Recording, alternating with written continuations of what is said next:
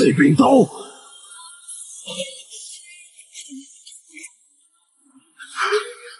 师傅。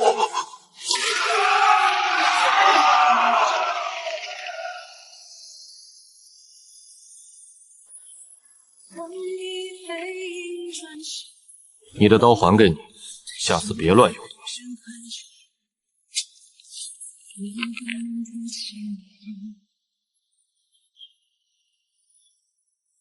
伤成这样还逞能，回去再收拾。你们4个神桥竟围杀我一个弟子，也好意思？你到底是什么人？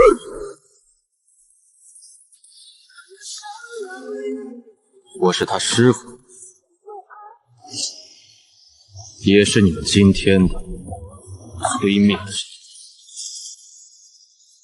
师傅，哈哈哈哈哈！天刀的师傅早在300年前就没了，一个七星境的小子也敢冒充仙尊？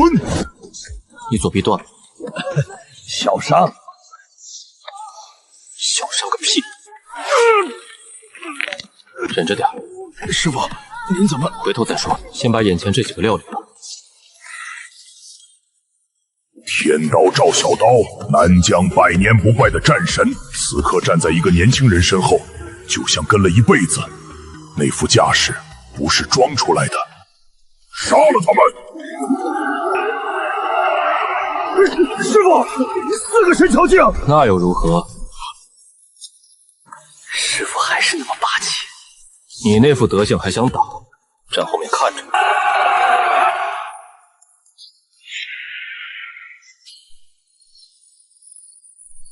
这是天地共鸣。不对，这不是七星境能做到的事。他的境界，300年前师傅临终时，实力已是天庭境巅峰。如今修为虽然大跌到七星境。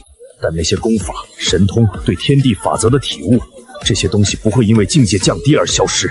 七星境的修为，天庭境的手段，这就是我师傅。有点意思，但也仅此而已。压制低阶妖族士兵算什么本事？有种来对付我们4个！急什么？排着队来。你一起上！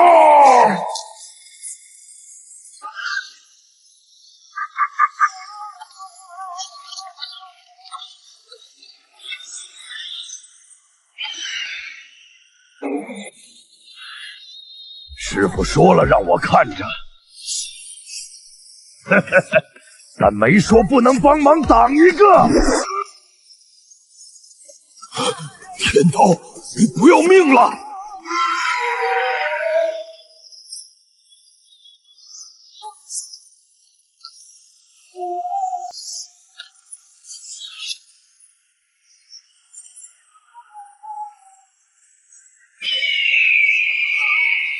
雷属性，成色不错，比我当年养的那条龙差点。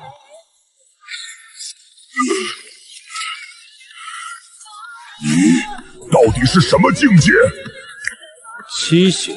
不可能！信不信随你。今天是走还是留在这儿？4大妖皇联手围杀天刀的计划彻底完了！撤！师傅，你真活了？废话。哭什么？多大人了？谁哭了？风煞迷眼。走吧，带我去你那破城坐坐。你那些伤不处理，会落下毛病。好。师傅，又怎么了？杀猪刀您怎么拿到的？你那破刀插在瑶光城广场上，我路过顺手拔了。那柄刀我设了条件，能拔出来的，要么是绝世天才，要么是师傅本人。50年了，没人拔出来过。那瑶光城的人看到刀被拔，岂不是什么？没事。公子，你好厉害！个大妖怪都被你打跑了。这是路上捡的。哦，你当年不也是我捡的？大叔，你也是公子捡的吗？叫师兄。说说吧，妖族这100年都在搞什么名堂？四大妖皇表面各自为政，暗中早就联合了。我察觉到不对，欲擒故纵。对，他们在积蓄力量。我知道是陷阱，但我还是去了。为什么？因为如果不去，他们下一步就会对边境的人族城池动手。战书上写得很清楚，我不去，他们就毁城。我本来的打算是拼掉1、2个妖皇，就算倒下，也要让他们元气大伤。没想到你师父命硬，伤还没好，少扯。认识这个吗？妖皇的调令，这东西怎么会在您手上？路上有个魔元王带着6个妖王来找我麻烦，身上带着这玩意儿。6个妖王，他们连您都要对付。我在瑶光城拔了你的刀，动静闹得不小。妖族怕人族再出一个天刀，想把我掐死在萌芽里。哪6个妖王？倒了一个魔元王，剩下5个跑了。天刀大人回来了！天刀大人没事儿，快传消息！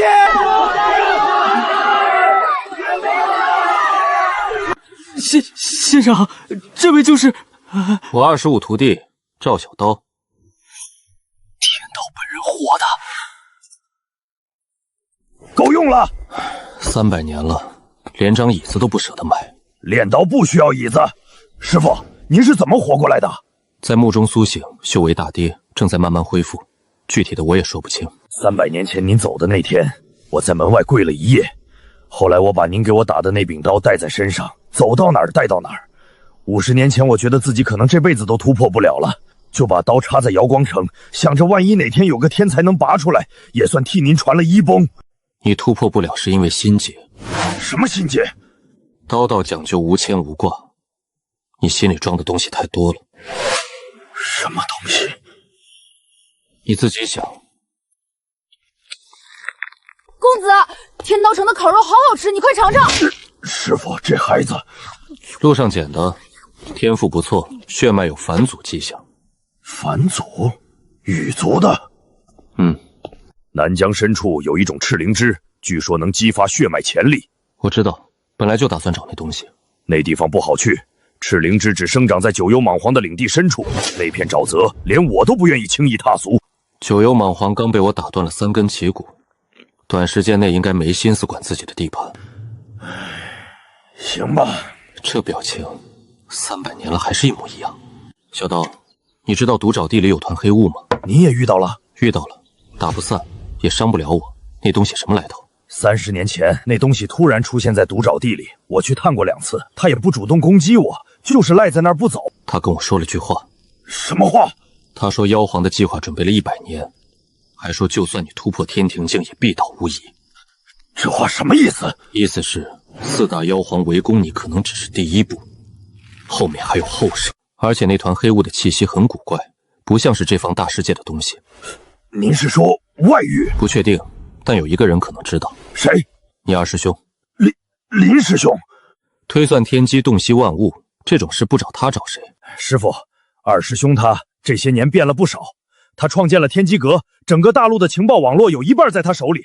但他这个人越来越难以捉摸，连我去找他都要提前3个月预约。预约？找自己师兄还要预约？他原话是天机不可轻细，师弟也不例外。当年那个成天打听八卦的小子，现在摆起谱来了。行，这事先放一放，眼下先把你的伤养好，然后带我去找赤灵芝。至于你二师兄那边，等我亲自去会会他。听师傅的。一团黑雾说的话，就算天刀突破到天庭境也必倒无疑。这句话的重点不在天刀，而在天庭境也不够。能做到这一点的东西，在这方大势里屈指可数，要么是更高境界的存在，要么是某种超越境界的手段。不管是哪种，都不是现在的我能应对的，必须尽快恢复修为。七星巅峰距离生死境只有1步之遥，最多半个月。得快，更快！师傅，莽皇的领地在天刀城东南方向，大约1200千里。那片沼泽叫九幽泽，常年被毒雾笼罩，里面的妖族士兵最低都是生死境。赤灵芝长在哪个位置？泽心，也就是莽皇的老巢附近。那个公子，大蟒蛇不会吃人吧？那个公子，大蟒蛇不会吃人吧？会，别吓他。 300年了，师傅弹脑头的力道一点没变。这竹子有毒，碰到皮肤就会腐蚀，别乱碰。好了，跟紧我。哇，暖暖的，公子你真厉害！少废话，跟上。我操！小刀哥好帅，但这地方好可怕。放心，有他在前面开路，没事的。什么感觉？身体发热，跟在毒沼地里一样，但比那时候强烈的多。赤灵芝就在附近。师傅，在这儿！师傅，这赤灵芝的品就比我之前见过的高了不止一个档次。这一株虽然小，但灵性有东西过来了。这是什么声音？龙！九幽泽里怎么会有龙？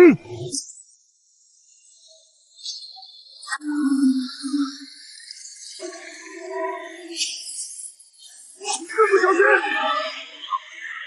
什么？我说让开！师傅，这是您的坐骑，那条传说中的五指金龙。他在撒娇。这是用来镇压高阶灵兽的禁器，一旦锁上，灵兽的修为会被不断抽取，直到油尽灯枯。谁干的？我不知道您的坐骑在这里。300年前您走后，这条龙就消失了，所有人都以为它追随您去了。想要解开，必须找到下锁之人，或者用更强的力量硬破。师傅，要不我来试试？我一刀……你一刀下去，连龙带锁一起砍了。也是。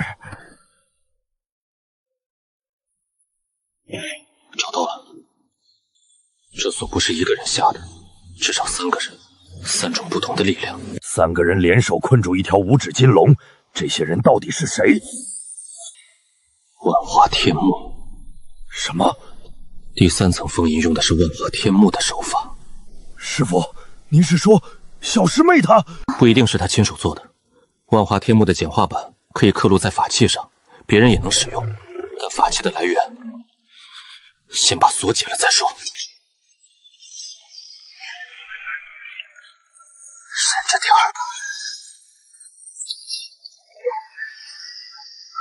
他在自愈，龙族的生命力果然恐怖。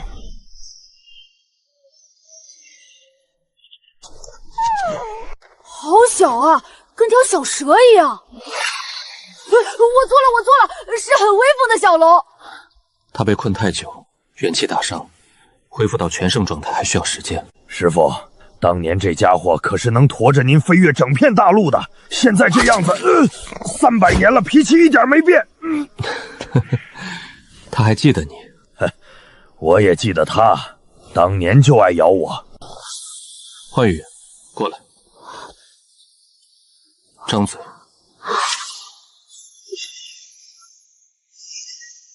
血脉在蜕变，这小子的天赋比我想象的还高。公子，我的翅膀变了。不只是翅膀，你的境界从炼神初期跳到六合境巅峰，血脉纯度提升了至少3成。一株赤灵芝就提升这么多？不是赤灵芝的功劳，是他自己的血脉底子好。赤灵芝只是个引子，真正起作用的是他体内沉睡的那部分力量。行了，别删了。五彩羽翼，上古典籍中只有一个种族拥有这种特征，凤族。传说中与龙族并列的上古神族，一龙一凤，有意思。师傅，接下来怎么办？回天刀城，然后我要去一趟天机阁，找你二师兄问几件事。是。师傅，您这造型……闭嘴！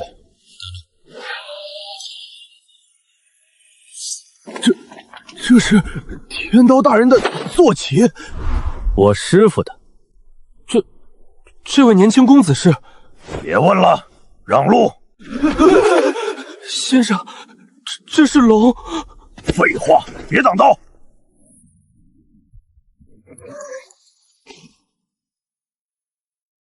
被困那么多年，让他好好歇着吧。师傅，您打算什么时候去天机阁？明天就走。我跟您一起去。你留在天刀城盯着妖族动向。4大妖皇被打跑了不假，但那团黑雾还在，他们不会善罢甘休。那您路上小心。我又不是3岁小孩儿。是。公子，中州好繁华呀！别乱跑。我不乱跑。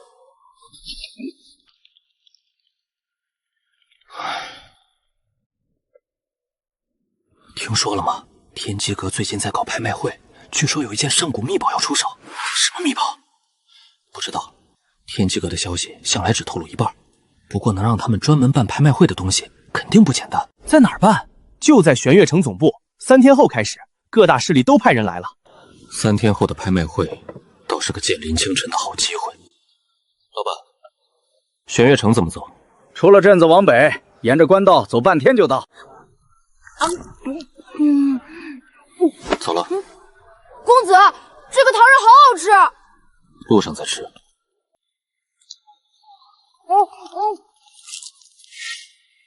好大。走，先找地方住下，明天再去天机阁。为什么不现在去？贸然闯进去，以林清晨的做派，搞不好真让我排队。花天幕是我独创的阵法，传给了清雪。以小金身上那层封印的精度，不像是简化版，要么是清雪亲手做的，要么是他把完整版交给了别人。但清雪不可能对小金下手，他从小就喜欢那条龙。那就是第二种可能，他把万华天幕传给了其他人，传给了谁？为什么？这些问题只有见到他才能问清楚。但眼下先见林清晨。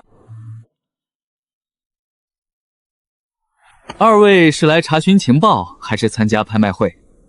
我找你们阁主。阁主大人不是随便能见的，您有预约吗？没有。那恕我直言，没有预约的话，你去通报一声，就说他师傅来了。这位公子，我们阁主的师傅早在300年前就……我知道，你只管去通报，他听了自然会见我。公子，他们会让我们进去吗？会的。阁下，请随我来。哟，这么痛快。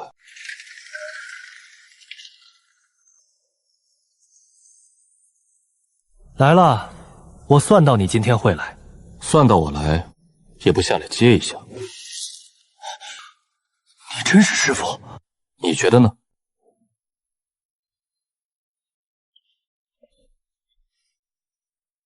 容貌对不上，师傅走的时候是白发老者，重新活过来，换副皮囊不是很正常？修为也对不上，师傅是天庭境巅峰，你7星巅峰。大跌了，正在恢复。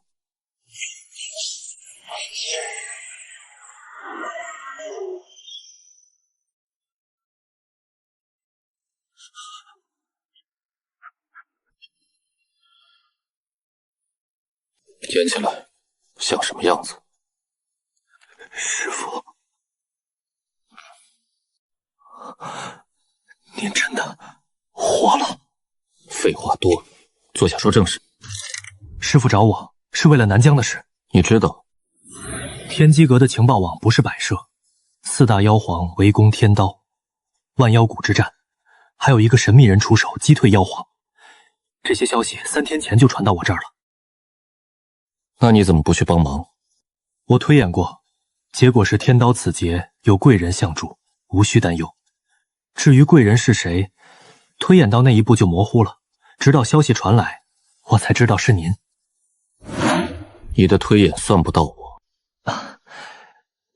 师傅您是特殊情况，因果线全断了。在天机推演中，您就是一个不存在的变量。我能算到您的影响，但算不到您本人。有意思。行，不说这个，我来找你问3件事。师傅请说。第一，南疆独沼地里有一团黑雾，打不散也伤不了。你知道那是什么吗？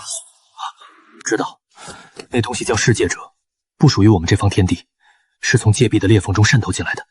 界壁裂缝，30年南疆深处的空间出现了一道极细的裂缝，裂缝太小，大型的外域生物过不来，但这种没有实体的东西可以。噬界者本身战力不强，但它有一个极其麻烦的特性，它能侵蚀周围的天地法则。侵蚀法则？对，它待的时间越长，周围的天地法则就越不稳定。独爪地这30年扩大了10倍，就是它造成的。怎么解决？在我们这方天地的力量体系内，没有能直接消灭它的手段，除非封住界壁裂缝，切断它和外域的联系。怎么封？需要3样东西：龙族的逆鳞、凤族的心血，以及天庭境以上修士的全力一击。龙族的逆鳞，凤族的心血，巧得过分了。第二个问题，妖族的100年计划到底是什么？围攻赵小刀只是其中一步，后面还有什么？师父，这个答案您可能不太想听。说，妖族的100年计划不是妖族自己想出来的，是失界者教他们的。失界者和妖族不是合作，是利用。失界者需要界壁裂缝扩大，才能让更多同类进来。而扩大裂缝的方法只有一个，在裂缝附近制造大规模的战争和死伤。所以他怂恿妖族攻打人族。对，4大妖皇围攻天刀只是开始，真正的计划是在天刀倒下后，妖族全面进攻南疆人族城池，大量生灵的陨落会产生怨气和死气，冲击界壁，让裂缝扩大，然后更多的世界者涌入，然后这方天地就完了。第3个问题，我的坐骑小金被困在九幽泽里，身上的锁链有3层封印，其中一层用的是万华天幕。万华天幕，那不是小师妹的。对，所以我想知道是谁把万华天幕用在了小金身上。小金失踪的事我一直在追查，300年前您走后不久，小金就消失了。我花了50年才查到她被困在九幽泽，但锁链封印的事……说下去。锁链上的3层封印分别来自3个人，火属性那层是七师兄周烈，水属性那层是13师姐沈冰。至于万华天幕，是清雪？不是，是他的大弟子清华长老。清华长老就是那天在万华宗见到的那个。刘清雪知道这件事吗？我不确定，但有一件事我可以确定。什么？七师兄和13师姐，他们在150年前就叛出了师门。叛出师门？周烈性子暴烈但重情义，沈冰冷淡却心思细密，他们怎么会？怎么回事？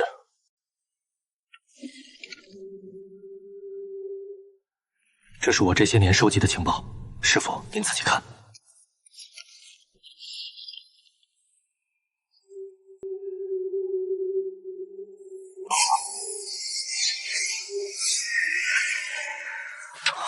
归墟这个组织做什么的？表面上是修士联盟，暗地里他们和异族有勾结。你的意思是，小金身上的封锁术是周烈和沈冰联手异族做的？8九不离十，火属性和水属性的封印分别对应他们2人的功法特征。至于万华天幕那层，清华长老虽然是柳清雪的弟子，但他和归墟之间有过接触。接触？什么性质的接触？不清楚。清华长老行事极其谨慎，我的情报网只捕捉到他和归墟的人见过3次面，具体谈了什么无从得知。周烈、沈冰叛出师门，创建归墟，和异族勾结，困住了小金。清华长老参与封印，柳清雪是否知情？还有世界者，30年前出现，异族制造冲突，扩大界壁裂缝，这些事之间，归墟和世界者有关系吗？归墟的总部就在独爪地边缘。周烈和沈冰现在在哪儿？归墟总部。但师父，您现在的修为……我问你他们在哪儿，没问你我能不能打得过。师傅这脾气，决定了的事，10头牛都拉不回来。周烈现在是神桥境中期，史冰是神桥境初期，归墟还有大量的手下，其中不乏高手，加上独沼地里的世界者。我不是一个人去。赵小刀，神桥境巅峰；柳青雪，神桥境巅峰。再加上你，你什么境界？神桥境中期。3个神桥境加我，够了。师傅，您一个7星巅峰，我说够了就够了。不过在那之前，我得先去一趟万华宗见小师妹。对，清华长老的事必须当面问清楚。还有，万华天幕的完整版只有柳青雪会。如果清华长老用的是完整版，那就说明柳青雪把核心功法传给了他。师傅的意思是？我当年教他万华天幕的时候说过，此法不可外传。你怀疑小师妹？我不怀疑任何人，但我需要一个解释。啊，公子，谈完了。走了。去哪儿？万华宗。哦，师傅，拍卖会的事。什么拍卖会？3天后，天机阁有场拍卖会，其中有一件东西您可能感兴趣，一块界壁碎片，从南疆那道裂缝附近捡到的，研究它或许能找到封堵裂缝的方法。留着，等我从万华宗回来再说。明白。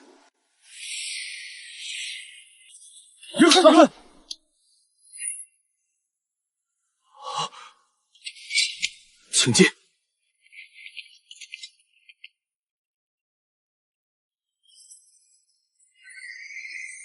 师尊，怎么这么快就回来了？那边的事办完了？办了一半，有件事要问你。师尊，请说。万华天幕，你传给谁了？师尊怎么突然问这个？回答我的问题。弟子传给了清华长老，弟子知罪。当年清华长老为弟子挡了一劫，身受重伤，弟子为了报恩，将万华天幕传给了他，用以护身。弟子知道违背了师尊的教诲，但……起来！我不是来兴师问罪的，我问这个是因为清华长老用万华天幕封印了小金。什么？我在九幽泽找到了小金，他被困了不知道多少年。封锁术有3层封印，其中1层是万华天幕。不可能！清华他怎么会？师尊，弟子发誓，弟子对此事毫不知情。小金是师尊的坐骑，弟子怎么可能？我信你，但清华长老的事必须查清楚，他现在在哪儿？他3天前出门办事去了。去哪儿了？弟子不知道，他只说3、5天就回。3天前出门，正好是我从九幽泽回来，消息传开的时间，这不是巧合。传令下去，全力搜寻清华长老的下落，活要见人。不用搜了，他10有8九去了归墟。归墟？那是什么？周烈和沈冰150年前联手创建了一个叫归墟的组织，和异族勾结。归墟总部就在独沼地边缘。七师兄，13师姐，你最后一次见他们是什么时候？200年前，七师兄路过万华宗，待了3天就走了。13师姐更早，我建宗那年她来过一次，之后再没联系。他们有没有提过什么反常的事？没有。七师兄来的时候还夸我宗门建得好，说师傅一定会欣慰。好一个周烈！师尊，您打算怎么办？去归墟。弟子跟您一起去。本来就打算叫上你。赵小刀也会来，加上林倾城，4个人够了。二师兄也……师尊，您已经见过二师兄了。昨天刚见的。300年了，100个师兄弟，有人叛出师门，有人音讯全无。我一个人撑着万华宗这么久。楠楠，你做得很好。师尊，弟子需要安排一下宗门事务，最快明天一早可以出发。行，我知道。师尊，宗门事务已安排妥当，随时可以出发。出发吧，去玄月城接你二师兄。赵小刀那边我已经传了信，让他直接去毒灶地外围会合。明白。师尊，要不弟子带您？我可以慢，但不能让徒弟驮着，面子问题。不用。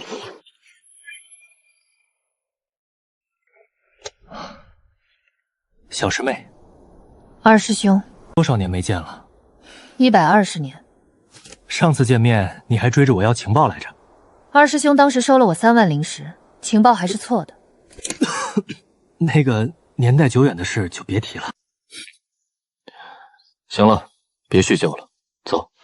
师傅，拍卖会的事回来再说，先办正事。周烈、沈冰，当年我教你们的不是这些。既然你们走了这条路，那就由我这个当师傅的亲自来收场。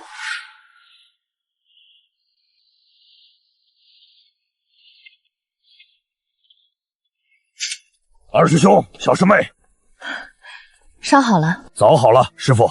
归墟的位置我摸清了，就在毒沼地东北角，距离那东西盘踞的地方不到50里。防御如何？外围有3道阵法，里面常驻的高手不下20个生死境，周烈和沈冰都在。你怎么知道他们在？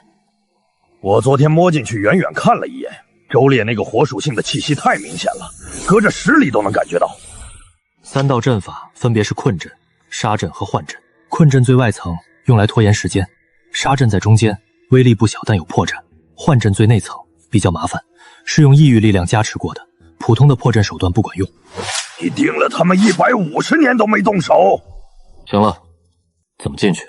困阵和杀阵我来破，幻阵需要小师妹的万华天幕来对冲，用同源的力量去冲击效果最好。没问题。进去之后，周烈归我，沈冰归赵小刀，林清晨负责压制那些生死境的杂鱼。弟子做什么？你去找清华长老，他是你的弟子，你去处理最合适。问清楚他为什么参与封印小金，背后还有没有其他事。是。幻宇在。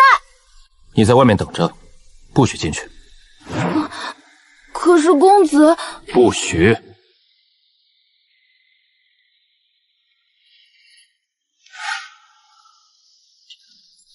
师傅，有件事我想说。说。周烈那个人，我跟他打过交道。10年前他的人在南疆边境搞事，被我撞上了。我当时不知道归墟的底细，杀了他几个手下。然后他亲自来找我，没打起来。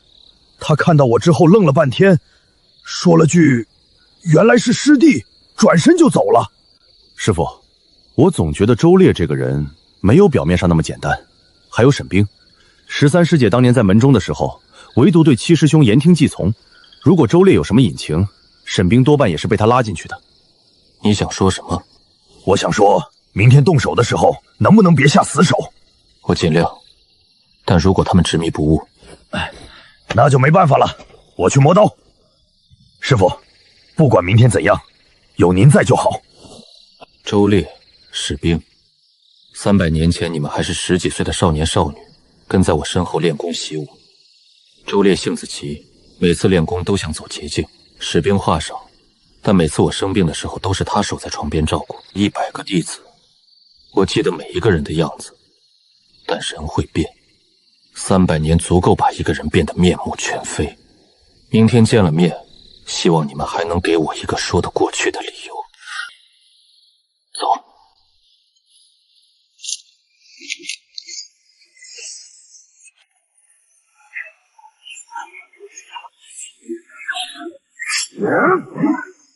这种程度的杀阵也好意思拿出来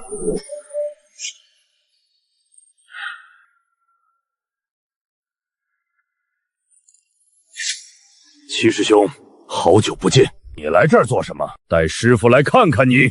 师傅，你们说他是师傅，师傅300年前就不在了，就算真能回来，也不可能是这副模样。信不信随你。周烈，我今天来不是跟你叙旧的。那你来做什么？问你几个问题，回答得好，你还是我的弟子；回答不好，回答不好怎样？你一个生死境初期的小子，在2个神桥境面前放什么狠话？第一个问题，小金是你困的。什么小金？装傻！师傅的五爪金龙被你们用锁困在九幽泽里，火属性的封印是你的手笔，水属性是史冰的，你敢说不是？是我们做的。13师姐！为什么？因为他挡路了。挡什么路？你到底是不是师傅？如果你真是，那我问你一件事。问。300年前，师傅临终那天晚上对我说过一句话，只有我和师傅2个人知道。你说出来，我就信你。300年前的那个晚上，我躺在床上，弟子们轮流来看我。周烈是第7个进来的。我说：“你的火太烈，总有一天会烧到自己。到那时候，别忘了回头看看身后还有没有人。”师傅，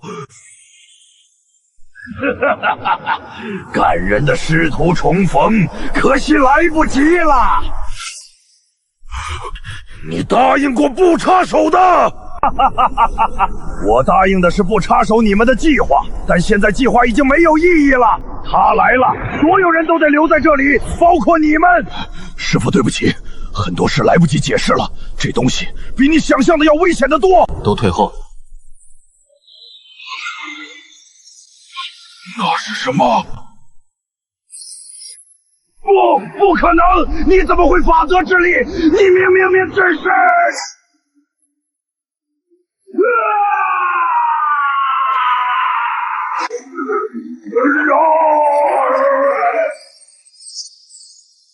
现在可以好好说话了吧？师傅，弟子有罪。说吧，从头说。师傅走后第100年，我在西域发现了一道空间裂缝。那时候裂缝很小，只有针尖大，但每年都在扩大。我研究了30年，才搞明白，裂缝在吞噬周围的天地法则来壮大自己。如果放任不管，100年之内整个西域都会被侵蚀。所以你想封印它？但我封不住，试了所有办法都不行。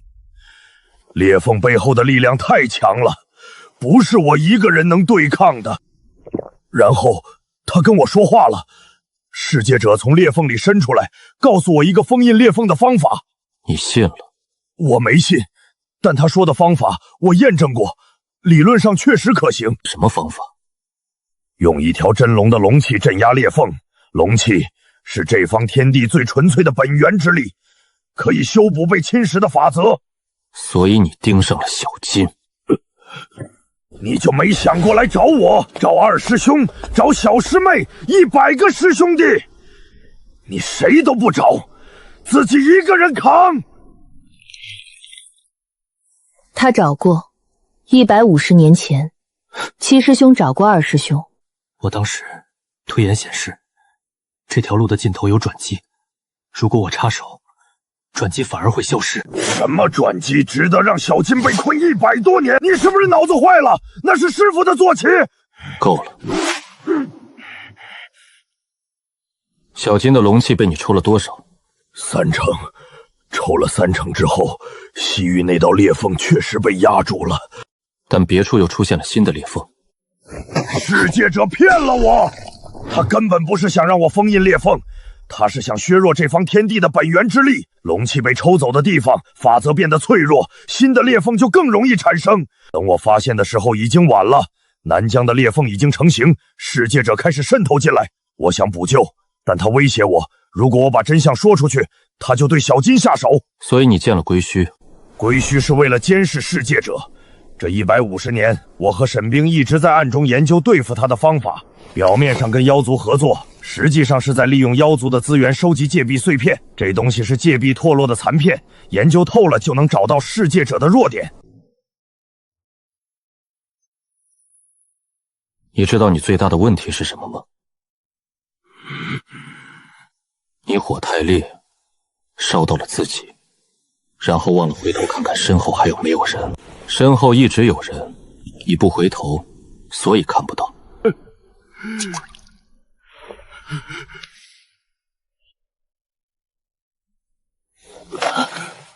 万华天幕那层封印是你加的。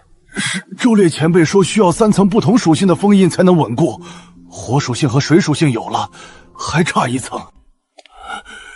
你知道万华天幕是师祖传给我的，不可外传。我传给你是因为你救过我的命，但你拿它去困师祖的坐骑，这件事你打算怎么跟我交代？弟子知错，弟子当时不知道那条龙是师祖的坐骑，周烈前辈只说是一条需要镇压的凶龙。你没问？弟子没问。师尊，此人如何处置？你的弟子，你自己处置。清华，从今日起，你长老之位撤去，回宗后面壁100年，期间不得出关。谢师父不杀之恩。起来吧。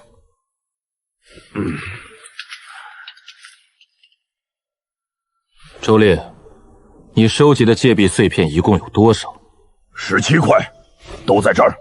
拿出来。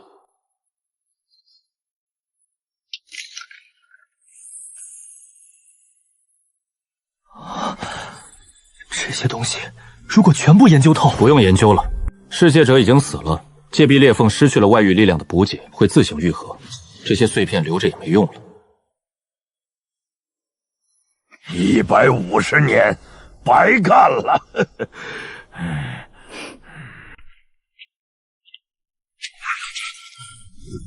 下次有事别一个人扛。行了，事情了结了，归墟解散。你们2个跟我回去。回哪儿？天刀城。先把你们的伤养好，然后接下来还有事需要你们帮忙。什么事儿？戒壁裂缝虽然会自行愈合，但需要时间。妖族那边4大妖皇还活着，不会善罢甘休。师傅的意思是，接下来还有仗要打。都散了，回各自的门派去。以后好好修炼，别走歪路。你那个拍卖会上的戒壁碎片，我回去就把它撤了。既然噬戒者已死，那块碎片没必要拍卖了。不，别撤。拍卖会照常办，但东西换一换。换什么？噬戒者已死，南疆戒壁裂缝正在愈合。这个消息无价。把这个消息放出去，让整个大陆都知道，妖族之所以敢动手，是因为噬戒者给了他们底气。现在底气没了，看他们敢不敢动。釜底抽薪。啊，公子，打完了。打完了。这2个是坏人吗？不是，是你师叔。我又多了师叔？你师叔多得很，慢慢认。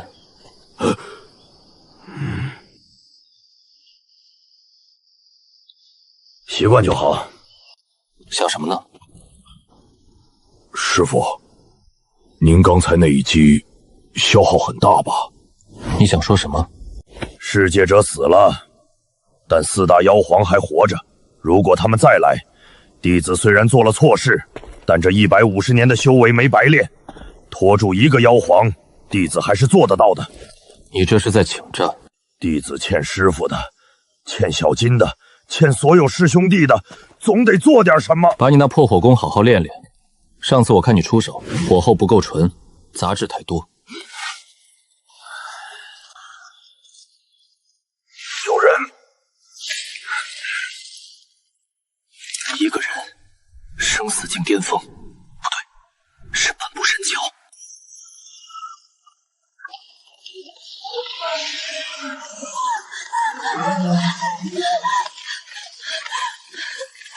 救命！暗影豹，万魔血王的手下，生死境后期的修为，管吗？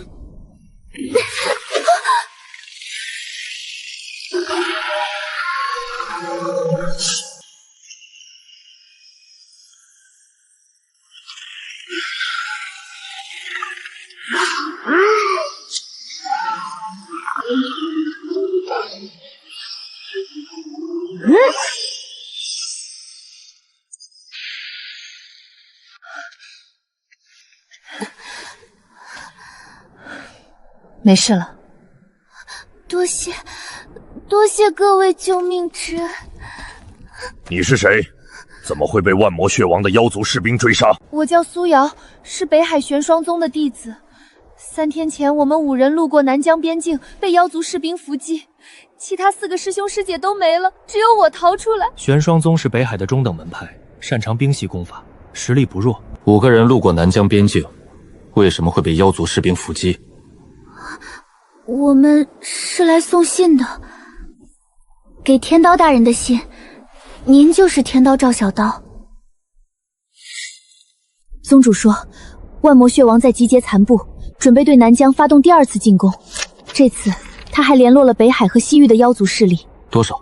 万魔血王至少联络了6个妖皇级别的存在，加上原来的4个，10个妖皇，10个妖皇联手，他拿什么说服其他6个？利益，万魔血王多半是在之前就开始联络了，许诺的条件大概是瓜分南疆的人族领地。那消息传出去之后，那6个妖皇还会来吗？不好说，有些妖皇本来就对人族领地垂涎已久。借口不重要，利益才是根本。10个神桥境，我这边5个神桥境，加上我6对10，数量吃亏，但质量上未必。什么时候来？宗主说最快半个月。回天刀城，半个月够做很多事。师父打算怎么办？你觉得呢？主动出击。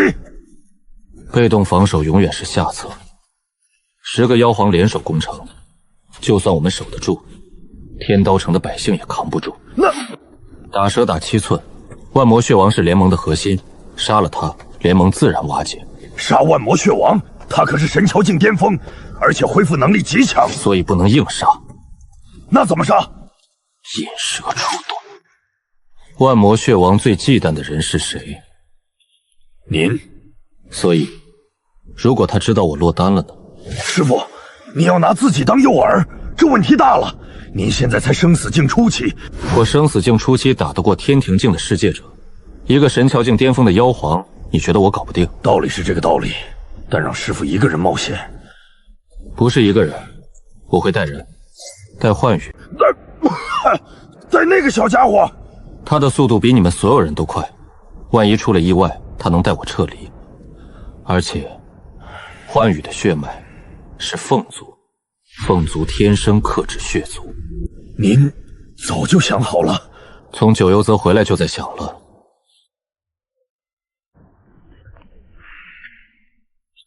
那我们做什么？你们去劫其他妖皇，10个妖皇不可能同时到南疆，他们会分批赶来，在他们会合之前，一个一个吃掉。分而击之。林清晨的情报网追踪行踪，你和柳清月各带一队，周烈和沈冰配合，每组对付2到3个，绰绰有余。但有个前提，必须在万魔血王到达南疆之前解决掉至少6个，否则他一到，剩下的就会汇合，再想各个击破就难了。时间够吗？够不够？都得够。二师兄，你那情报网能不能查到那6个妖皇现在在哪儿？你觉得我天机阁是摆设？那就查。急什么？回城再说。你这人怎么什么都不急？急有用吗？我的4个师兄师姐倒在了3头生死境的妖族士兵手里，而他们讨论10个神桥境的妖皇，就像在讨论一件寻常小事。姐姐，你怎么了？没什么，就是觉得你们好厉害。我不厉害，厉害的是公子。公子，你说的是那个年轻人？公子是最厉害的人。看着20出头，所有人都听他的话，到底是什么来头？有些事不该问。大人，您可算回来了。3天前南疆边境连续遭到妖士兵袭击，规模不大，但频率很高，一天至少7、8次。什么时候开始的？就是您走后第2天。每次来的妖族士兵都不多，但打完一波又来一波，弟兄们都快撑不住了。是他，万魔血王在摸我们的底。传令下去，所有副将半个时辰后到议事厅集合。是。乖，恢复的不错。先生，这几位是？你师叔，别问了，进去准备茶水。师叔又多了3个，别问了，别问了，快去跑茶。情况就是这样，10个妖皇联手，南疆压力前所未久。但先生已经有了部署，各自听令行事。天刀说什么，我们就做什么，没二话。好，散了，各自准备。师傅，天机阁在北海和西域的分布已经在查了，最迟明天就能确认那6妖王的确切位置。好，确认后第一时间告诉我。还有一件事，拍卖会的消息放出去之后，反响比我预想的大得多。怎么说？各大势力都派了人来，不只是为了消息本身，更多的是想见见那个让4大妖皇铩羽而归的人。我没空应酬，我知道，但有几个势力来头不小，得罪了不太好。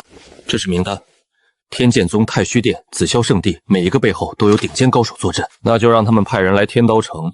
想帮忙的欢迎，想看热闹的让他们离远点。明白了，我替您转达。归元丹能解决真气续航的问题，但还需要更多手段。小金，你现在能喷火吗？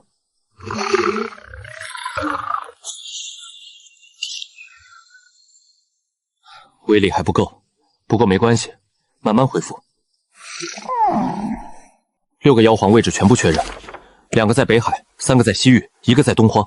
北海那2个距离最近，5天能到南疆；西域的需要8到10天，东荒最远，至少半个月。先打近的。北海那2个，赵小刀、柳清雪，你们去。什么时候走？现在。行。北海那2个是什么来头？一个叫寒渊精王，擅长水系和冰系；另一个叫血山虎母，擅长毒术和精神攻击。一强一弱，够了。西域那3个呢？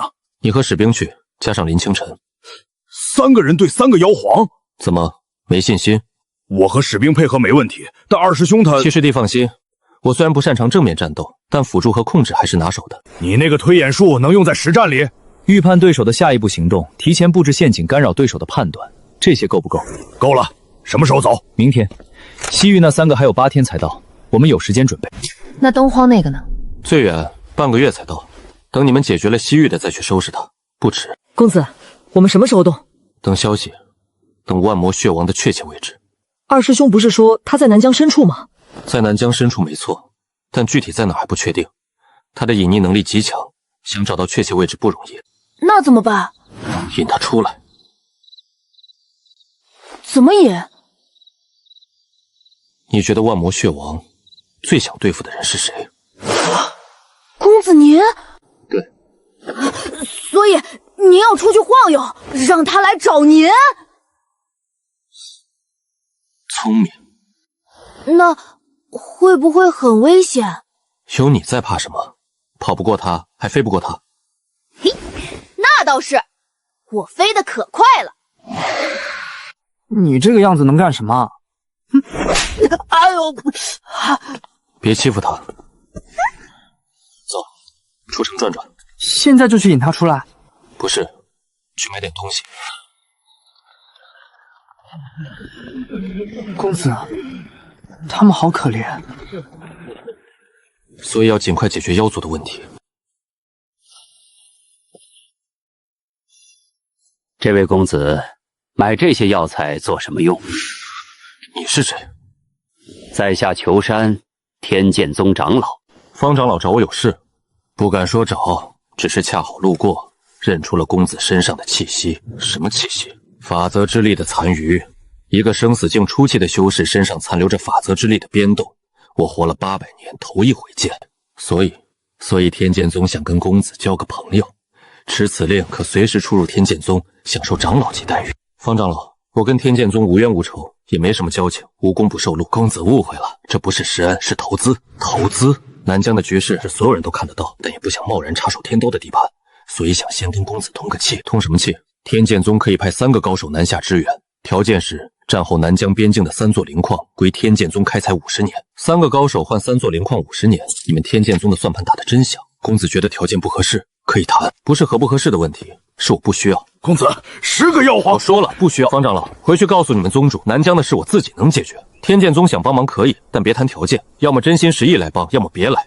趁火打劫这种事，我这人记仇。公子的话，在下会如实转达。告辞。公子，那个人好讨厌。商人而已。走了，回城。公子不怕得罪天剑宗？怕什么？你也觉得他讨厌？哼！英雄所见略同。苏姑娘怎么还在？先生，我想留下来帮忙。帮什么忙？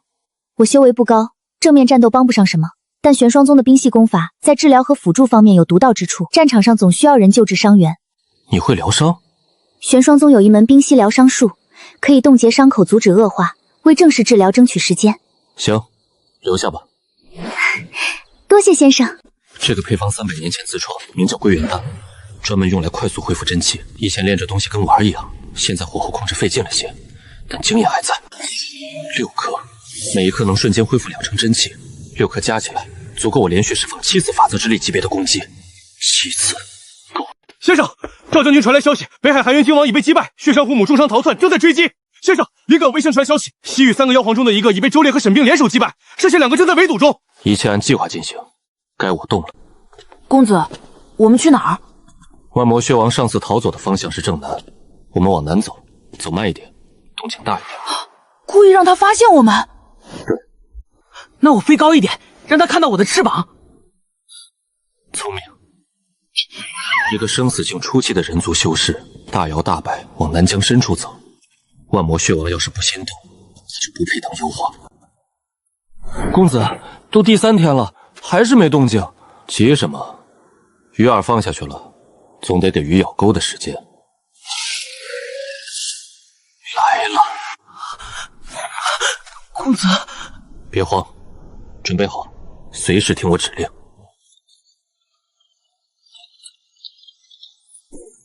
万魔血王，我等你很久了。欢愉，下来。公子，好臭，这是什么味道？忍着，他来了，比我预想的早了半天。里面在变色，公子，这到底……别慌，他选择从地底来，说明他这次做了万全准备。万魔血王，上次是完整人形，这次把自己和大地为一体了，他是来拼命的。小子，你胆子不小。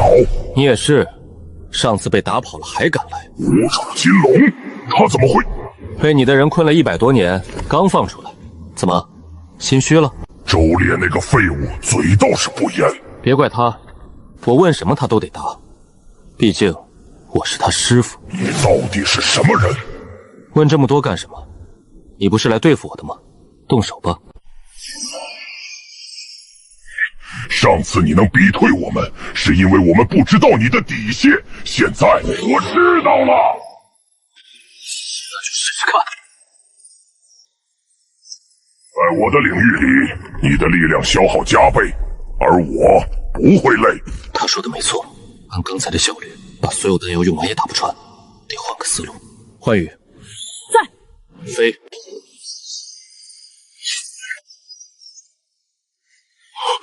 凤族，惊不惊喜？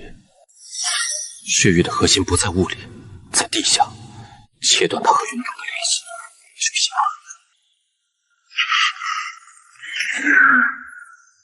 现在公平了，我要你死！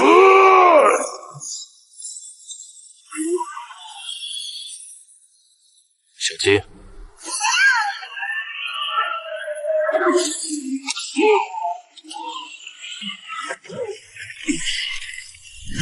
你到底有多少？够对付你了。欢愉，结束了。小鸡，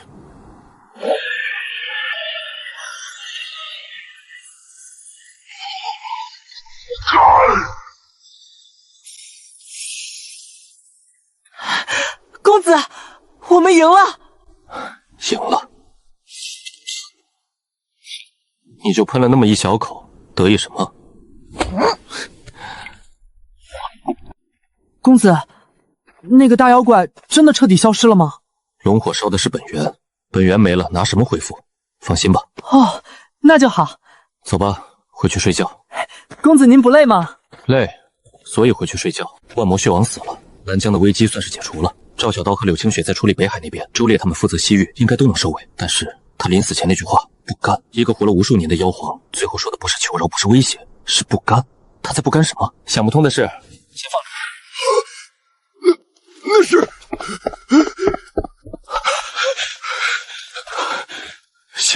先生，您回来了。先生，您没事吧？万魔血王死了。我去睡觉，别人找我就说不在。是。一天一夜，修为稳固了不少，实战果然是最好的修炼。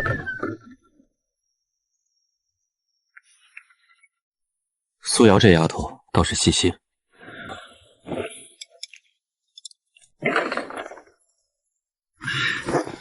北海那2个妖皇，解决了。我知道，林清晨传过消息。那你也该传个消息啊！我回来才听说您把万魔血王单杀了1个人，就带着幻羽那个小屁孩，还有小金。小金现在能打什么？灵芝激动。行，你很厉害，师傅，您就不能让人省点心？省心了，你不就失业了？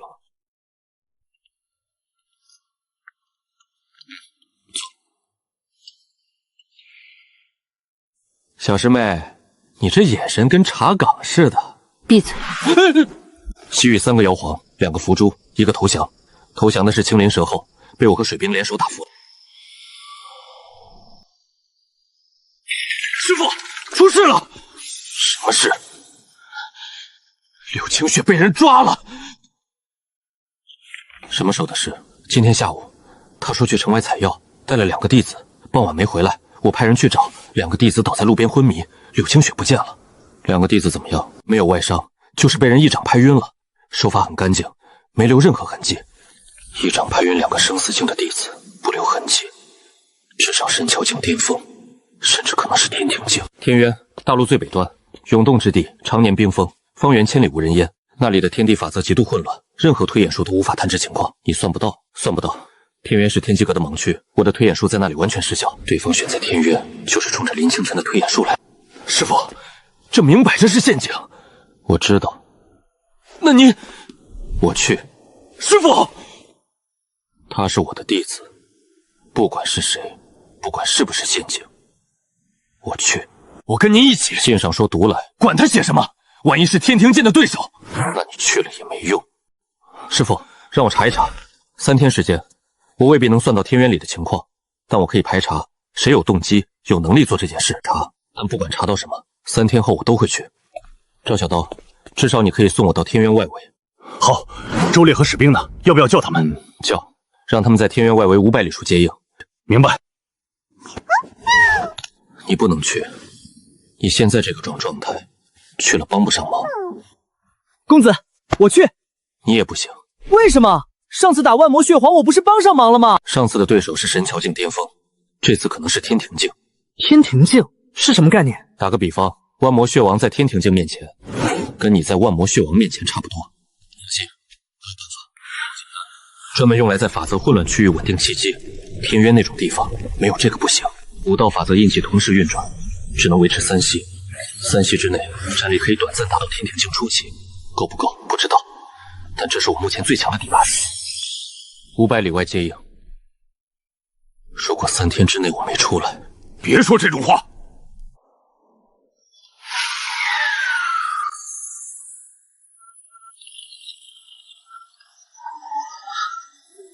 1天半到了。法则混乱程度远超想象，普通神桥境来这里，实力至少打7折。下面有人，而且不止1个。来了就下来吧。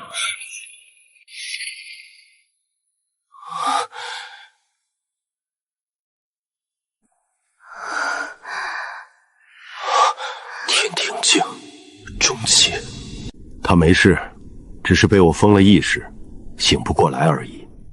你是谁？你不认识我了？姜太初，还没老糊涂。你抓我弟子做什么？不抓他，你会来吗？你可以直接找我，直接去天刀城。你那个拿刀的弟子，怕是不等我开口就先砍过来了。这倒是，赵小刀那脾气确实会。放心，谈完就放他走。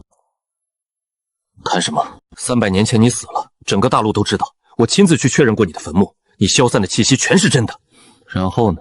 然后300年后，一个年轻人横空出世，7星境击退4大妖皇，生死境单杀万魔血王，你的弟子们全都认你。所以我想知道，你到底是怎么回来的？这很重要吗？很重要，因为我也想让一个人回来。你要救谁？我女儿。姜太初有女儿，300年前他从没提过。什么时候的事？200年前被人害的，害他的人已经不在了。你做到了，不管用了什么方法，你确实从死亡中回来了。这个方法能不能用在别人身上？姜太初，我实话跟你说，我不知道自己怎么回来的，没有秘术，没有阵法，没有任何人为操作，我就是醒了。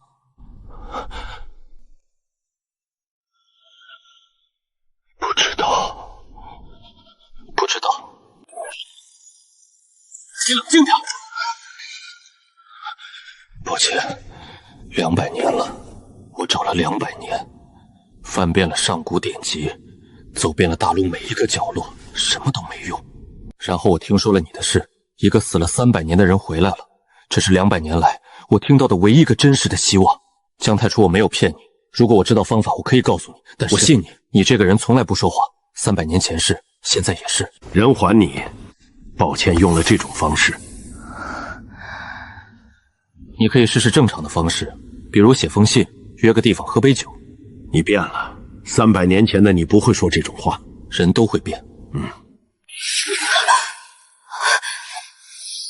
师尊，没事了。师尊，这个人故人，不是敌人。等一下，如果有一天你想起来了，告诉我。好。还有，南疆如果有麻烦，可以找我。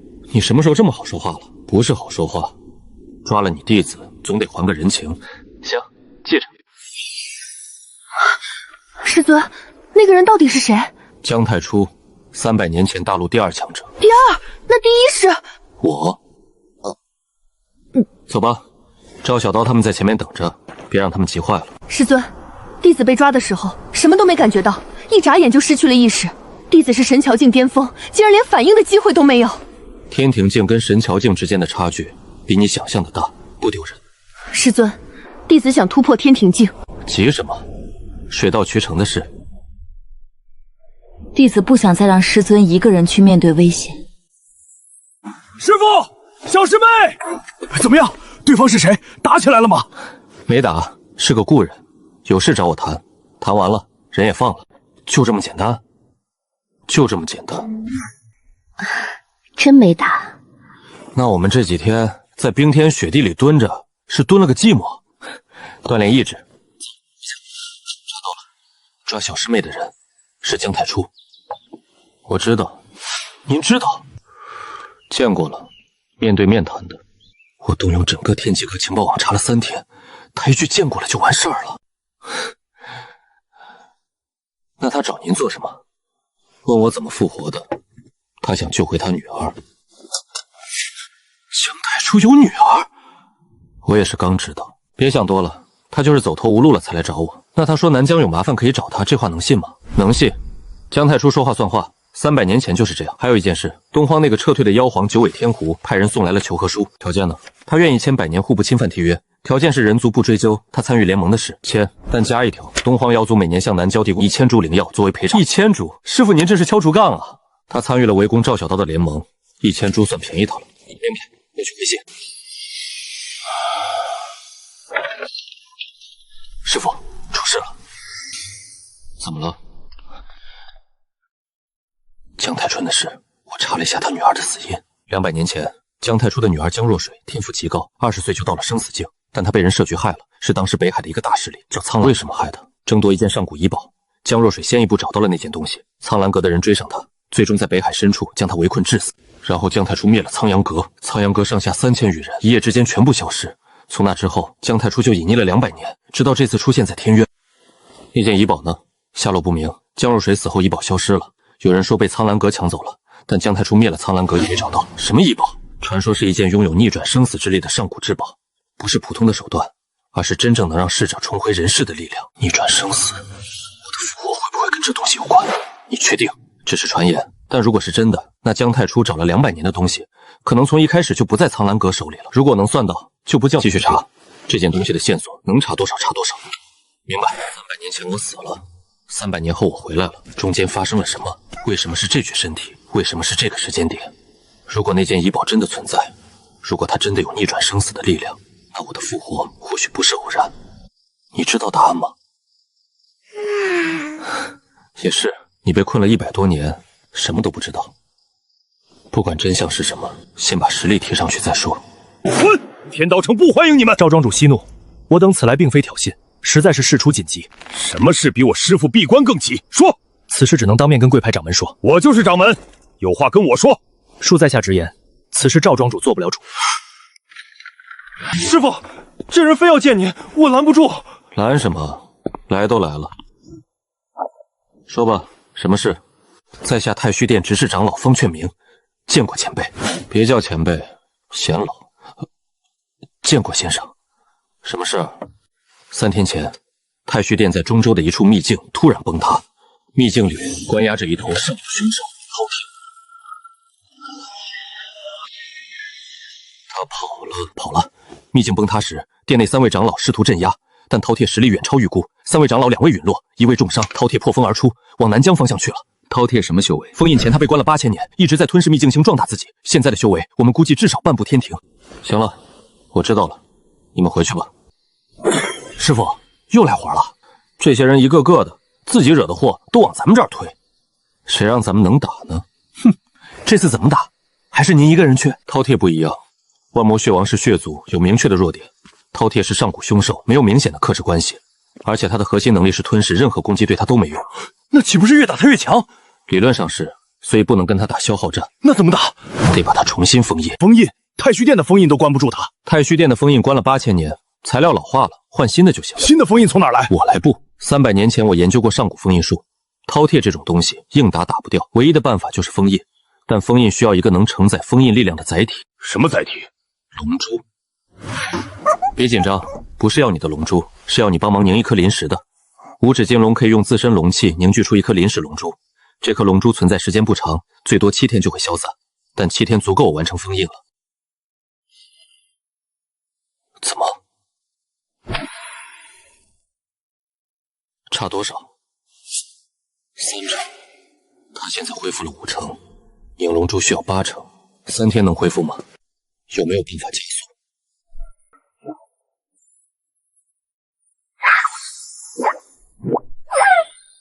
行，都给你，吃完好好消化。3天后我要龙珠。那可是方岐山送的礼，转头就为了龙。他要是知道了，他不会知道。万一知道了呢？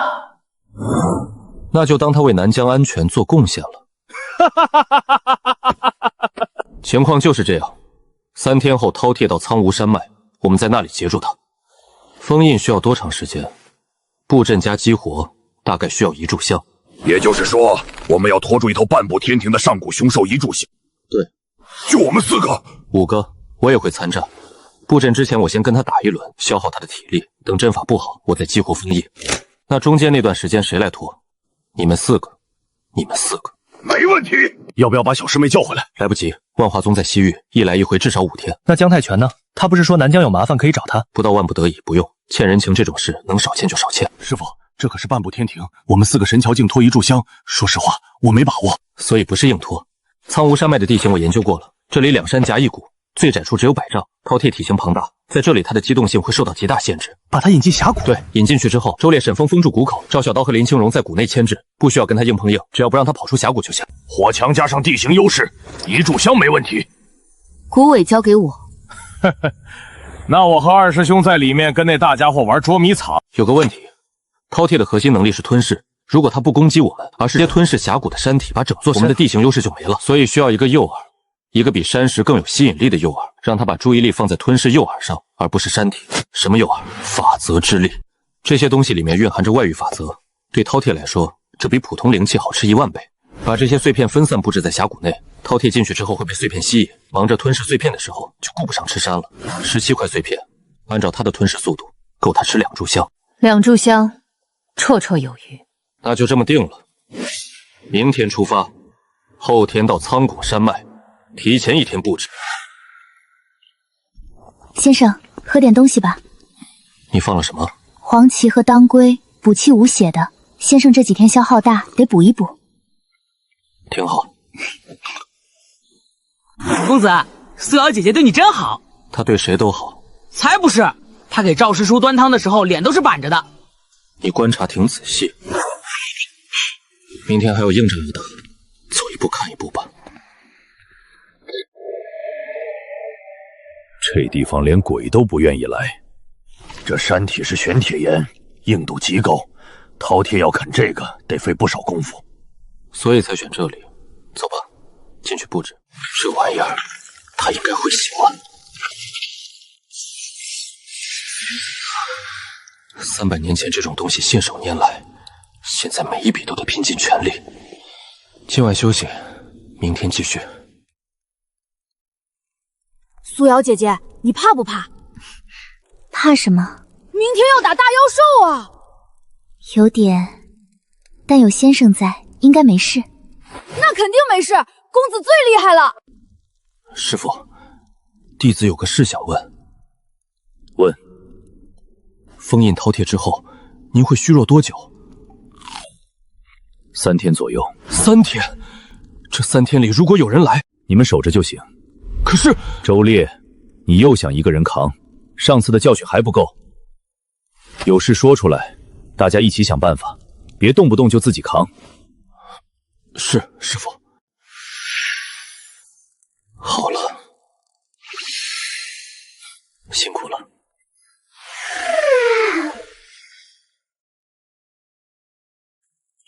明天就看这一局了。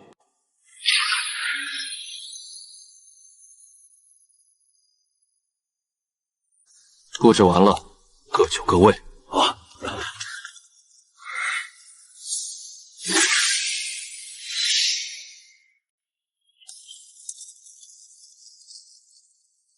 来了。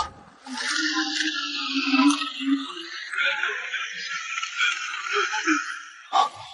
太虚殿的人怎么在这儿？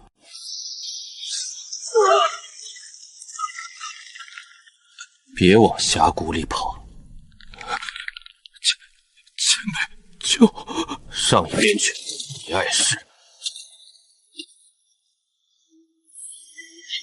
好香，想吃吗？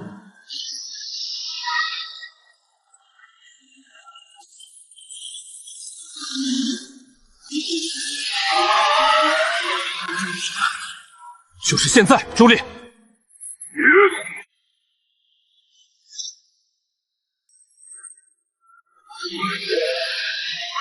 敢困我！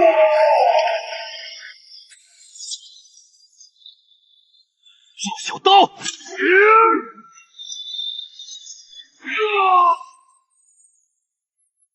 这货皮也太厚了。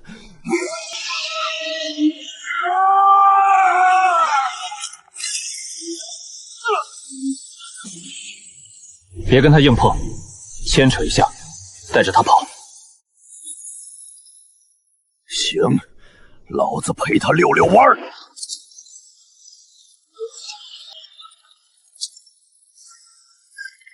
还真是贪吃啊！给我争取1炷香，从现在开始计时。收到。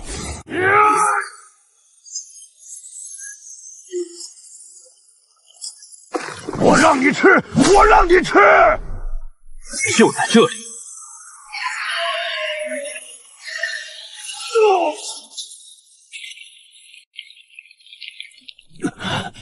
还差多少时间？半炷香，撑住。东西不对劲儿。狩猎！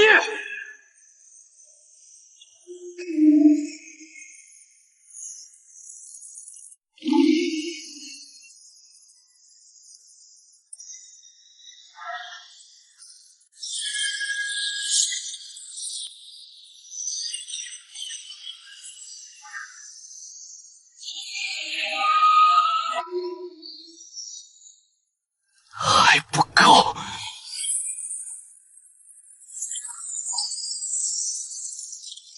8千年了，我不要再被关！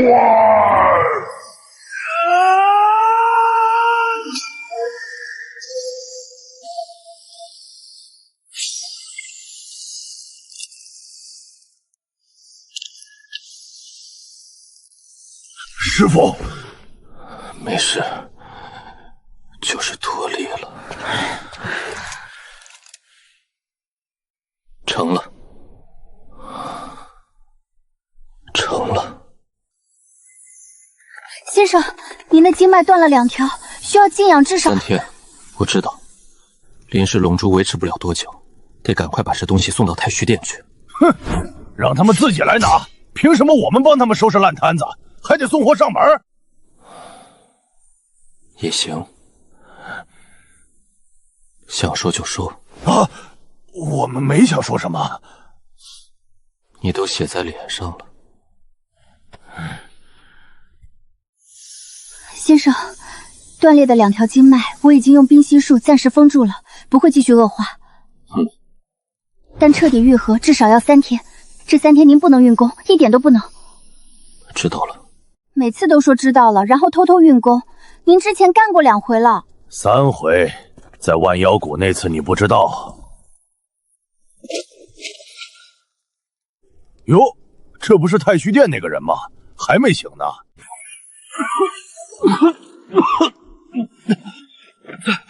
在下太虚殿内门弟子陈默，多谢前辈救命。别磕了，说正事。方劝明不是说你们店主在闭关吗？你跑来追饕餮干什么？前辈，弟子不是来追饕餮的，弟子是来报信的。报什么信？饕餮不是自己破封的。什么意思？秘境崩塌后，店里派人去查看封印残骸，发现封印阵法的3个阵眼全部被人从外部破坏过。从外部？对，有人进入了秘境，从外面把封印的阵眼一个个打碎，不是封印老化，是人为的，刻意的。谁干的？不知道。但能进入太虚殿的秘境，又能破坏上古封印阵法的人，修为至少在极高境界以上。秘境有守卫吗？有，3位长老常年驻守。3位长老都没发现有人闯入。3位长老2死1重伤，弟子怀疑他们可能在饕餮破封之前就已经被人偷袭了，但秘境崩塌掩盖了一切痕迹，现在已无从查证。有人蓄意放出了饕餮，让他冲向南疆，为什么？这件事让林清晨去查，你回去告诉方翠明，饕餮已经被封住了，让他派人来取。是。还要告诉你们店主，封印被人破坏的事不要声张。弟子明白。喂，你那个样子能飞？能飞。吃了再走，别死半路上丢我们的人。多谢赵城主。万魔血王组建联盟围攻南疆，饕餮被放出来也冲向南疆，2件事的目标都是南疆，巧合？我不信巧合。睡不着就别装了。先生也没睡啊。我在想事情，你呢？先生，我想学战斗。可是你修的是1道。1道也可以战斗。玄霜宗有一门功法叫冰心诀，可以把冰心疗伤术转化为攻击手段。我之前没学，是因为用不着。现在觉得用得着了。今天在山顶上看着先生和各位师兄战斗，我什么都做不了。治疗也很重要，但不够。等回了天刀城再说。先生大恩，太虚殿没齿难忘。若非先生出手，这头凶兽到了南疆腹地。行了，把他带回去吧。临时封印只能撑7天，你们得重新准备好新的封印，别再出岔子了。一定，这是店主特意吩咐送来的3件上古法器，聊表心意。我说了不要法器。那先生想要信息？太虚殿的藏星阁里有没有记得特殊古物的信息？有，上古典籍中有零星记载，但都语线不详。先生如果需要，在下可以把所有相关典籍的抄本送来。越快越好。3件上古法器不要，要几本破书。师傅，您这买卖做得亏。信息可比法器值钱，可法器能卖钱啊！缺钱？不缺。那不就得了？师傅，您轻了不少。废话，几天没好好吃饭，能不轻吗？那回去我给您做牛肉面。你会做饭？在外面流浪150年，什么都会。先生，别哭，还没死呢。是，不哭。先生，经脉已经接上了，但还很脆弱，1个月内不要同时调动超过3道法则印记。说真的，别超过3道。那我先出去了。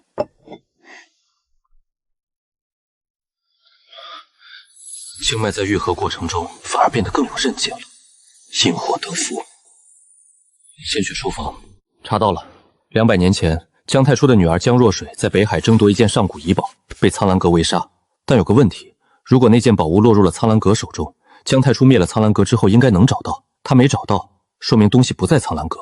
那在哪儿？2种可能：第一，姜若水被杀之前把东西藏了起来，或者托付给了某个人，他已经被人用过了。300年前我已陨落，那件宝物却刚好能逆转生死，有这么巧的事？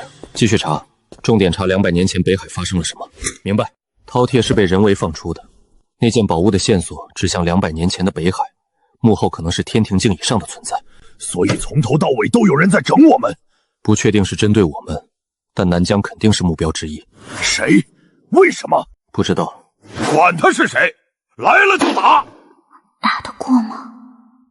先练练再说。现在最重要的是2件事：第一，查出幕后黑手是谁，交给我；第二，提升实力，不只是我，你们所有人都要突破，别等到敌人打上门了才知道后悔。是。回城主，1刻钟前有人接触了东面的第3道防线，我们赶到时人已经不见了，只看到一道白光一闪而过。500丈外有一个人站着不动，修为是天庭境初期。师傅，是发现什么了吗？快回城里。啊！回去，所有人回到各自的位置，护城阵法全部开启。听到了吗？都按他说的做。城外有人，天庭境初期。是来找麻烦的？不确定。如果是来找麻烦的，不会只碰一下手阵就收手。那是什么意思？挑衅？有可能。天庭境初期，我推演不出这个人的身份，被遮蔽了。遮蔽？这个人身上有某种器物在干扰天机，我的推演术碰到那层干扰就被弹回来了。这不是普通的遮蔽手段。我出去看看。师父，万万不可！以您现在的经脉，我去。你打不过天庭境，我带周烈和沈冰一起去。3个神桥境为1个天庭境初期，打不过的，两者的差距不是数量能填补的，就是10个打1个，赢面也不超过30%。那怎么办？给我10息时间。什么意思？如果对方动手帮我撑10息，10息之内我能做好准备。好。站了这么久，不进来坐坐？你瘦了。你认识我？你果然不记得了。我应该记得你吗？不重要了。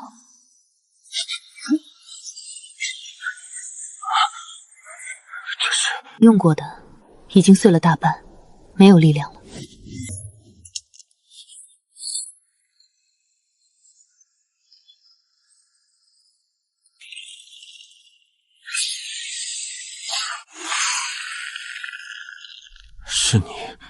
是你救了我。等等，你叫什么？白希。师傅，那个天庭境呢？走了。走了？走了是什么意思？打了没有？没打。那来干什么？送东西。就这？白苏这个名字，你听过吗？没有。弟子也没听过。白苏，天机阁的资料库里没有任何记录。一个天庭境的强者，居然没有任何记录。一个天庭境初期的女人，救了300年前的我，却没有在任何人脑海里留下记忆。白苏，你到底是谁？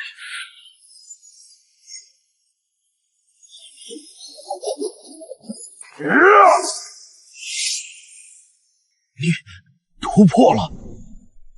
我突破了！放开！你累死我了！周师兄，我不用刀也能出刀意了。我知道了，先把我放下来。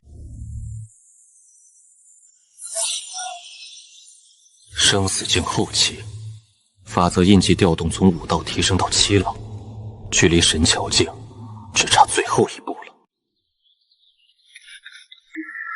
师傅，师傅，什么事？我的道意突破了。然后呢？我发现周师兄和沈师姐偷偷牵手了。你怎么知道的？我起来练刀正好看着。行了行了，你喊什么？我激动啊！周师兄150年的铁术终于开花了。滚去练刀。师父，您看这个，炼珠者与被救者之间需有命魂共鸣方可成功。命魂共鸣是什么？我查了，命魂共鸣是指2个人的魂魄频率完全一致，只有在极深的情感羁绊下才会产生。父母子女之间有可能，但概率极低。最常见的是道侣。师父，白苏很有可能是您300年前的道侣。不可能，300年前我身边的人你都认识，你见过他吗？没有。但师父，您有天机屏障术。如果您把这门术法交给了他，又刻意隐瞒了他的存在，我们不可能知道。我为什么要隐瞒？我不知道，但以前的您跟现在很不一样。那时候您很少跟我们说私事，您的世界里只有修炼和守护大陆，其他的一概不提。300年前的我到底是什么样的人？我教过他天机屏障术，所以他才能消失得无影无踪。但我为什么要教他？我跟他到底是什么关系？师父，您真的一点都不记得他？一点都不记得，那就只能等他再出现了。他会再出现吗？会。一个藏了300年的人突然现身，他肯定有话要说。昨晚没说完，可能是时机不对，他会再来的。对了，饕餮的事查得怎么样了？有眉目了。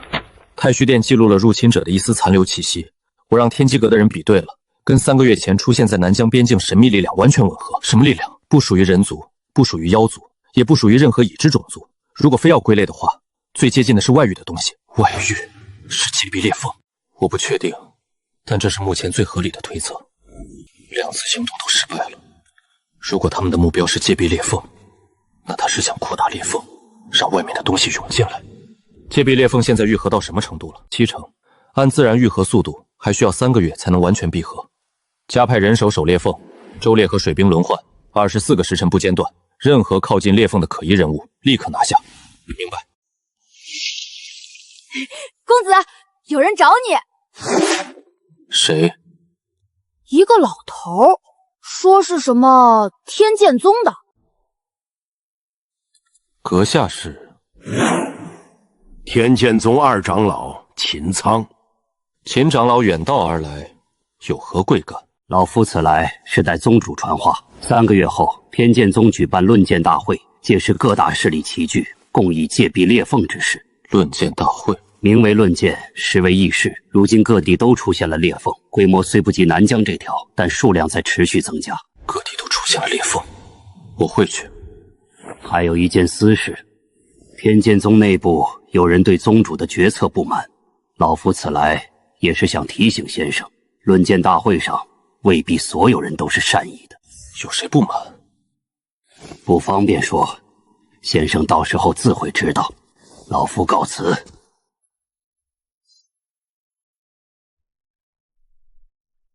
又是开会，能不能来点实在的？天剑宗的论剑大会每100年举办一次，是大陆上规格最高的聚会，这次却提前了50年，说明事态确实严重。那我们去几个人？全去。全去？天刀城不留人手？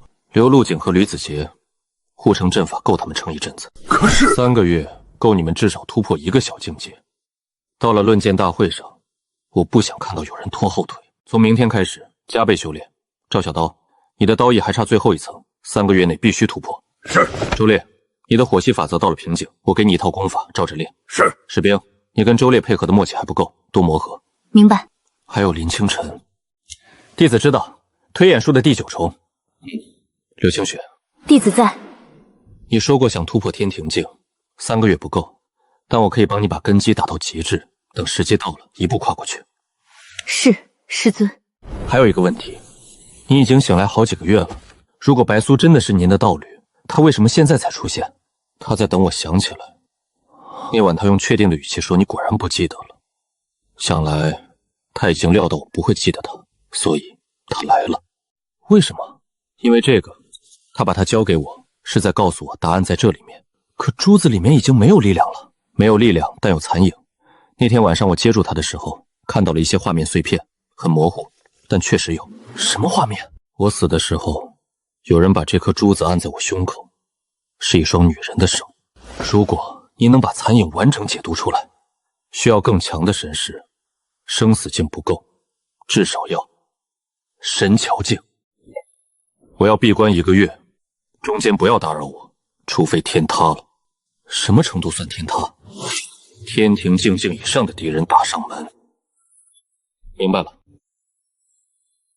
这间密室是300年前专为突破而建，所有外界干扰都进不来。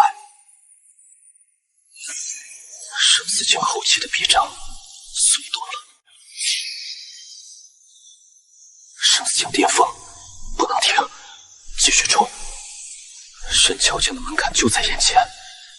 300年前，我跨过这道坎用了3年。屏障出现裂纹了。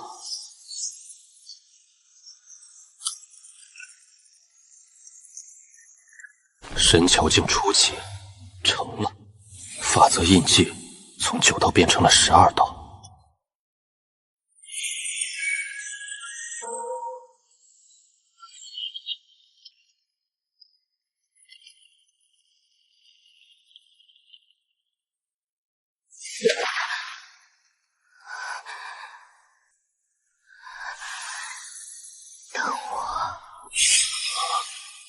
等我，他说的是等我。300年，他等了300年。神桥境，都出来！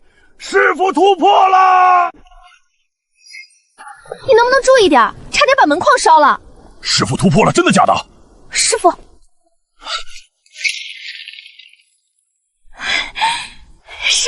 师傅，你突破了！你醒过来才多久？半年？半年从七星境到神桥境，这速度也太离谱了吧！底子好。今晚吃什么？肯定得庆祝啊！周烈，你不是说要给师傅做牛肉面吗？今天做。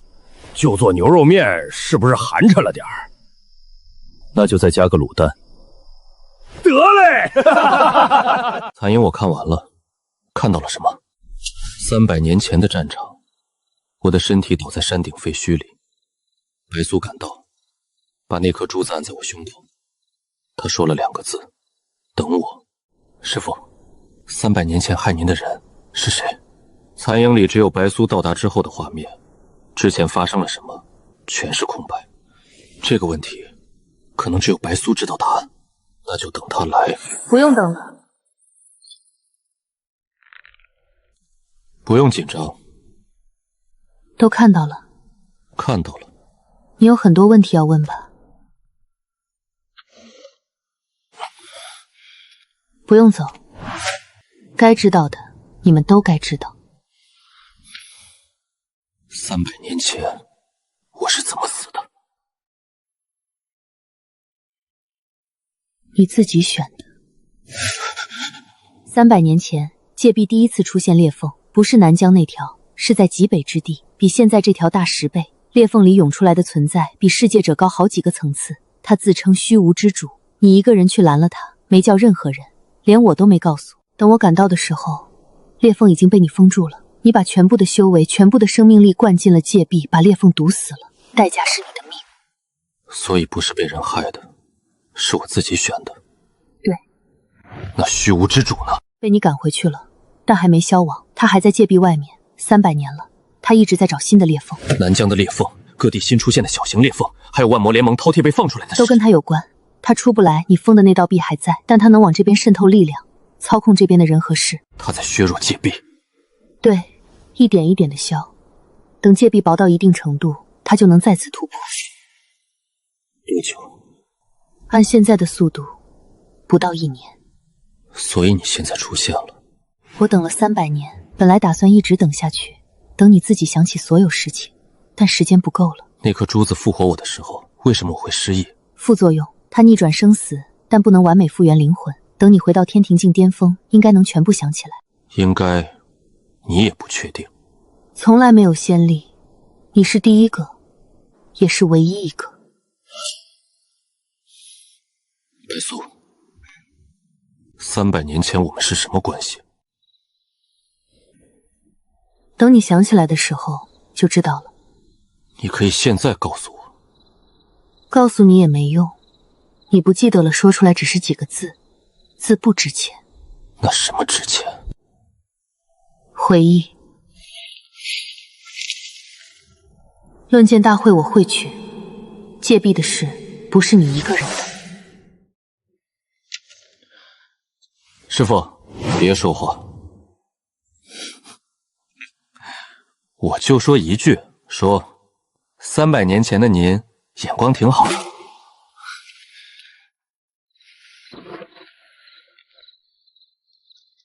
看什么看？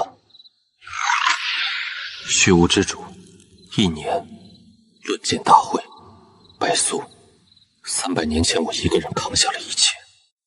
上次我一个人，但这次不是。1个月后的论剑大会。该见的人，该打的架，该接的地，全在那儿了。大陆上所有的牌都被摊开。